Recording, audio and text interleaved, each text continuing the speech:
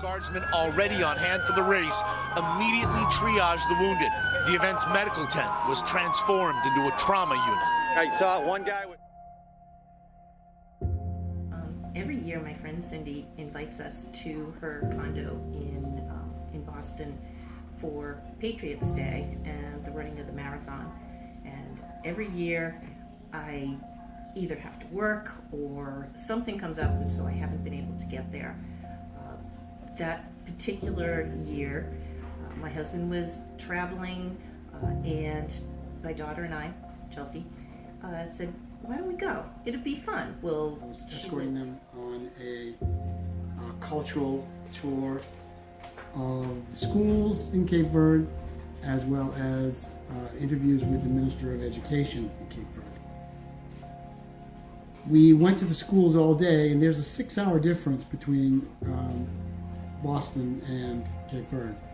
And we went to the schools all day, and when we came home, we were in the lobby of the hotel, and CNN was on. And one of the teachers from Boston Public Schools said, hey, you need to come watch this. There was a bombing at the marathon.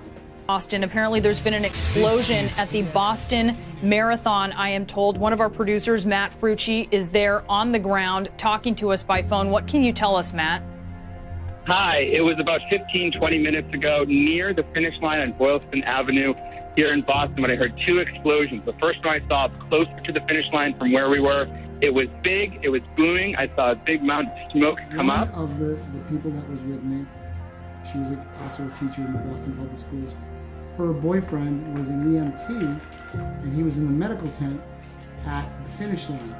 Guy with his legs gone at the knees, some ankles and feet missing, shrapnel wounds on people on the sides of the head. By 3 p.m.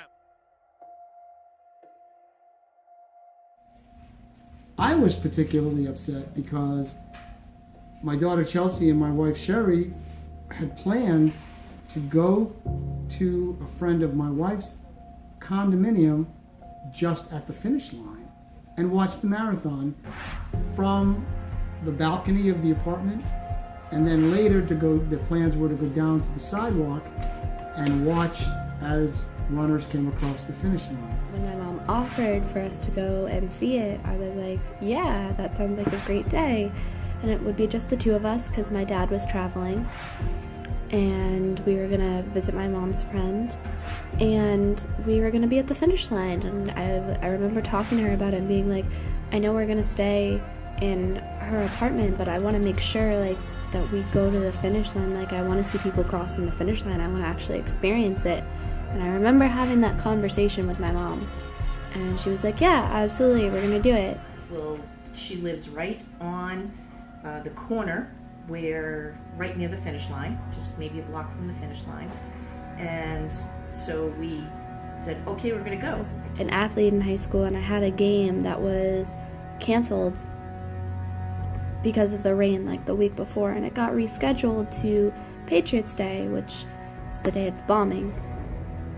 And when it got rescheduled, we were like, I'll just skip the game. But I remember my coach was like really insistent that I be there, and I was like, you know what, I'm gonna go to my game. I should go to my game. And my mom was like, you know what, yeah, it's easier anyway than driving all the way to Boston, so we decided not to go. And then we went back and forth, and for some reason, probably because we got lazy, we just said, no, we're gonna stay home, we're not gonna go.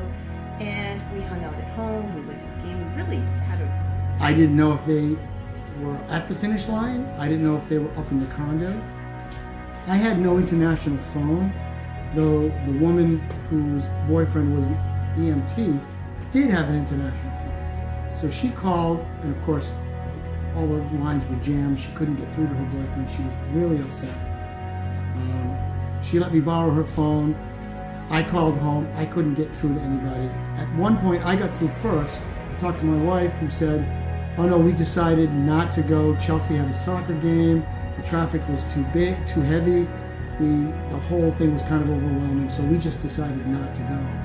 I was greatly relieved. We would have been right there at that finish line, at that bombing, and think it's really scary to think about how close we were to that.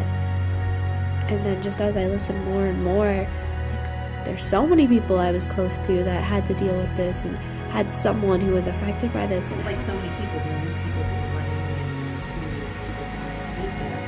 Turns out she was fine. The second bomb was actually closer to her house than the one that was at the finish line. But we just knowing myself and knowing Chelsea, we would have been right at this finish line watching the runners. We've never done it before. We wanted to experience everything. Time, but fortunately it turned out okay for my wife, and for me, and for her and for her boyfriend, and for our daughter Chelsea. But could have been really tragic. Also on that day, a colleague of mine was there with her husband watching the at the finish line because she had a relative who was running in it, and they were there for most of the day. And at one point in time, as the runners came across the finish line, she and her husband were standing right by that mailbox, the U.S. mailbox that you see in almost every shot of where the pressure cooker bomb went off.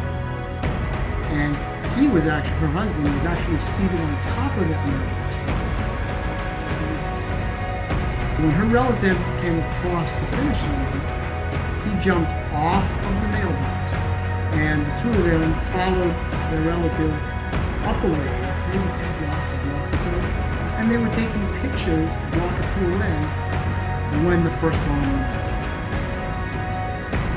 If their relative had been slower, they may have been right there with her husband sitting on that mailbox when that pressure cooker bomb went off. it happened an hour away from where I live, from where I grew up.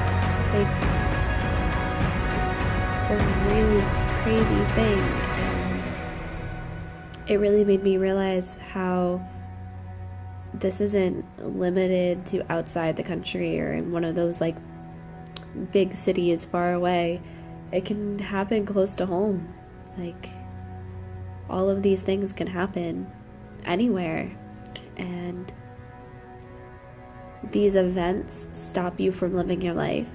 You can't let it stop you from traveling the world, from seeing everything, from going everywhere, because it could happen anywhere. It could happen at home. So you shouldn't limit yourself and live in fear, because then the terrorists win. And that's when I learned that I wasn't gonna let them win. I'm